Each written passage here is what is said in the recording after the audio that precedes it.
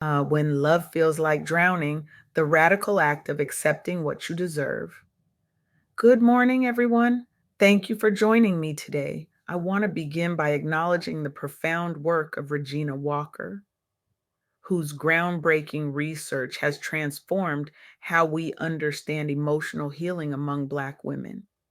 Regina isn't just a researcher, she's a revolutionary whose compassionate approach to helping women recognize and break cycles of emotional suppression has created ripples of healing across generations. Her insights on how we sometimes reject the very love we seek have opened new pathways for understanding human connection. And today, I'm honored to share what I've learned through our conversations. Imagine standing at the edge of a beautiful, calm lake. The water looks inviting, peaceful, perfect for swimming. You're desperately thirsty, your throat parched, your body aching for relief. But instead of stepping in, you turn and walk away, back to the familiar discomfort of thirst, back to the known pain of deprivation. Why would anyone do this? It seems irrational, counterintuitive, even self destructive. And yet, this is precisely what many of us do with love. We say we want love, we dream about it, write poetry about it, create playlists dedicated to it. We spend billions on dating apps and relationship coaches. But when real love arrives, authentic, supportive, healthy love, we often find ourselves backing away, sometimes literally running away. This pattern is particularly pronounced among those who have experienced trauma, especially Black women who carry both personal and generational wounds. Why do we reject the very thing we say we want most? The answer isn't simple, but understanding it could transform not just our romantic relationships, but our relationship with ourselves and the world around us. Let me introduce you to Michelle, a 35-year-old African American woman whose story illustrates this paradox perfectly. Michelle spent years struggling to find meaningful connections on mainstream dating apps. She encountered superficial matches, racial stereotypes, and societal biases that left her feeling unseen and unvalued. After countless disappointing experiences, she turned to platforms specifically designed for Black women interested in interracial relationships. But even in these more targeted spaces, Michelle faced challenges. The difference was in how she responded to them. Instead of retreating into familiar patterns of rejection, she prioritized authentic communication. She sought communities where her identity was respected. Most importantly, she began to choose herself first, building confidence that eventually helped her attract healthier relationships. What Michelle discovered through this journey is something Regina Walker emphasized repeatedly. Healing from past trauma is essential to accepting love. Many of us have experienced wounds that lead us to unconsciously reject the very love and support we desire. This pattern keeps us in a cycle of discomfort because paradoxically, discomfort feels familiar. And what's familiar feels safe even when it no longer serves us. Think about that for a moment. We might consciously want love, but unconsciously reject it because rejection is what we know. Comfort becomes uncomfortable, and discomfort becomes our comfort zone. This isn't just true in romantic relationships, it applies to friendships, professional relationships, even our relationship with ourselves. We say we want support, but we don't ask for help. We say we want rest, but we keep pushing ourselves to exhaustion. We say we want authenticity, but we keep wearing masks. Regina's research reveals that this pattern is particularly complex for Black women due to historical and cultural factors.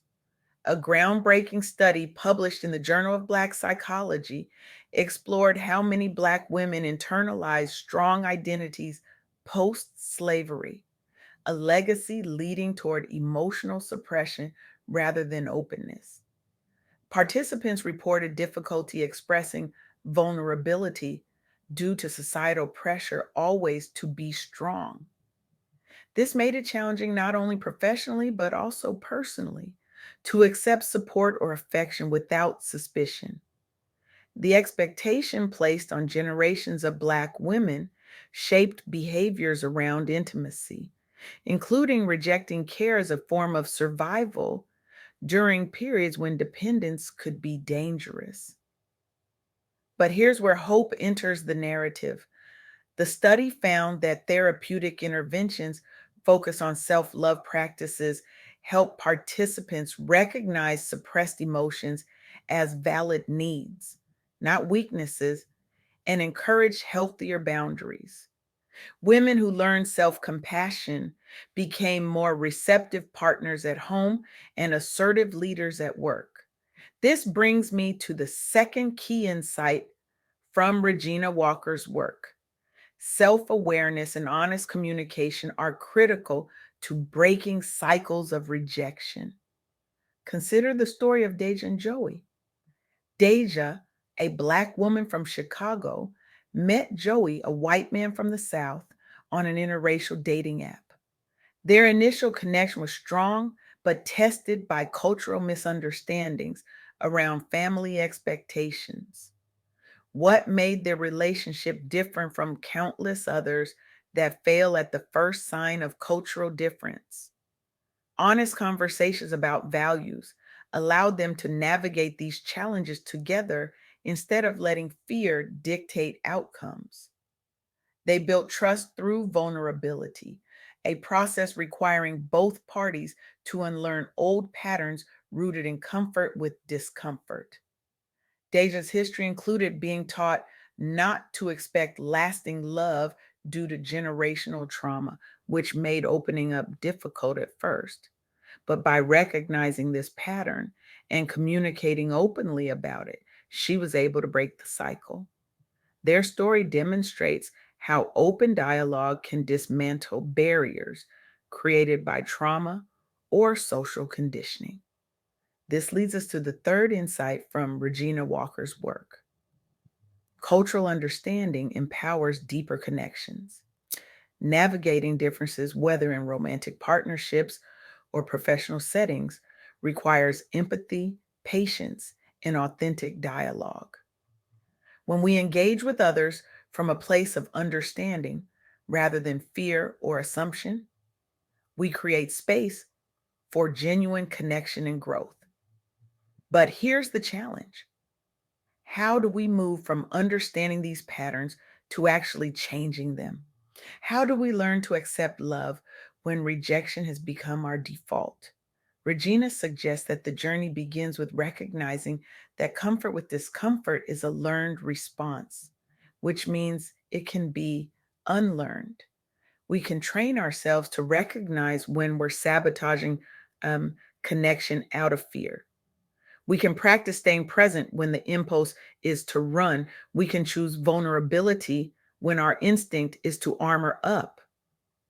This isn't easy work. It requires courage. It requires patience. It requires compassion, especially for ourselves. But according to Regina, it's some of the most important work we can do.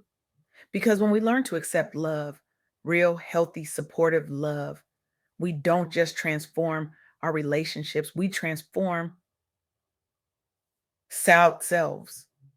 We heal wounds that have been passed down through generations.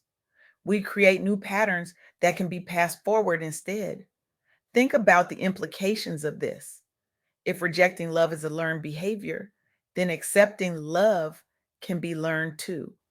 If emotional suppression is a survival strategy that no longer serves us, then emotional expression can become a thriving strategy that does.